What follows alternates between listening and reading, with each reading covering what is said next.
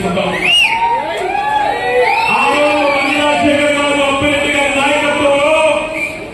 ఆ రోజు వైఎస్ఆర్ కాంగ్రెస్ పార్టీలో చేరి ఆ రోజు అధికార కాంగ్రెస్ పార్టీలో నుంచి వచ్చినటువంటి మూడో వ్యక్తి ఈ గుంటూరు జిల్లాలో ఈ మనోహర్ అని చెప్పేసి మీ అందరికీ కూడా మరొకసారి ఈరోజు సత్యనపల్లి నియోజకవర్గంలో ఆయన పోటీ చేస్తా ఉన్నారు.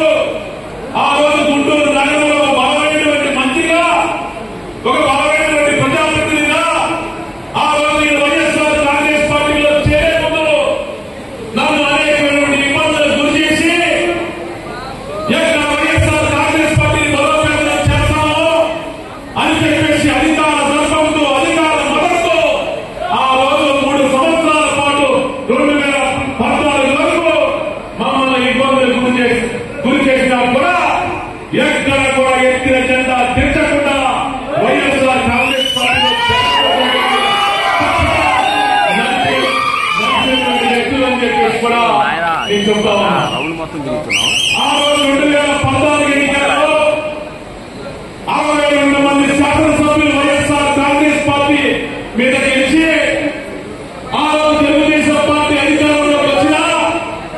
63 మంది శాసనసభ్యులు 23 మంది సన్నాసులు తెలుగుదేశం పార్టీలో చేరినా కూడా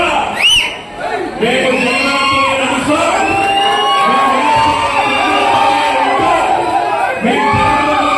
పక్షాన్ని నిలబడతామని చెప్పేసి ఆ రోజు మేము జగన్తో కలిసి ప్రయాణం చేసేటువంటి పరిస్థితి. ఆ రోజు జగనన్న మరి రాజశేఖర్ గారు నన్ను పిలిచి నిన్ను పెద్దకొరపాటు నియోజకవర్గానికి సమన్వయకర్తగా నిన్ను వేస్తా ఉన్నావు. నువ్వు సమన్వయకర్తగా అక్కడికి వెళ్లి పార్టీని బలోపేతం చేయి.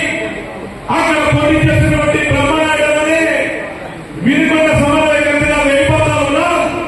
నువ్వు పెద్దకొరపాటు సమన్వయకర్తగా నువ్వు వేస్తున్నావు, నిన్ను నియమిస్తున్నామని చెప్పేసి ఆ రోజు 2016 సంవత్సరంలో నంద్యాలలో నన్ను పిలిచి రాజశేఖర రెడ్డి గారు నన్ను గుంటూరు నుంచి తీసుకొని వెళ్ళి జగన్మోహన్ రెడ్డి గారు నన్ను పిలుచుకోమంటే వెళ్ళి ఆ రోజు నన్ను పెద్దకొరపాటు నియోజకవర్గ సమన్వయకర్తగా ఎన్నుకోవడం జరిగిందని చెప్పేసి చెప్తా ఉన్నా. ఆ రోజు 3.5 సంవత్సరాల పాటు 118 గ్రామాలలో 110 పంచాయతీలలో 80 గ్రామాలలో గడప గడప పూర్తి చేసి 71 గ్రామాలలో పల్లెలు చేసి అక్కడ 3.5 సంవత్సరాలు వైఎస్ఆర్ కాంగ్రెస్ పార్టీ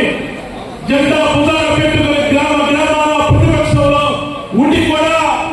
ఆ రోజు తిరిగి కేసులు పెట్టించుకుని పార్టీ బలోపేతం కోసం గ్రామ స్థాయిలో కృషి చేసి ఆ రోజు బూత్ కమిటీ అధ్యక్షులు బూత్ కమిటీ సభ్యులు వేసిన తర్వాత మా అన్న నా దైవం మా జగనన్న నన్ను పిలిచి రెండు రాజకీయ ఎన్నికల వల్ల నీకు సీటు ఇవ్వలేకపోతున్నా మనోహర్, నీకు తప్పకుండా నీకు రాబో కాలంలో మన పార్టీ అధికారంలోకి వస్తే నీకు మంచి భవిష్యత్తు చూపిస్తానని చెప్పేసి ఆ రోజు అన్న చెబితే, అన్న ఈ గంటే కలిగే వరకు నేను భూమి ఉండేంత వరకు నా ప్రయాణం నీతోనే, నా జీవితం నీతోనే, ఏమి చెప్పినా కూడా అది నేను చేస్తానని చెప్పేసి 3.5 సంవత్సరాలు ఇన్ఛార్జిగా చేసిన తర్వాత కూడా అన్న ఒక మాట చెప్తే ఆ మాటను చూసా తప్పకుండా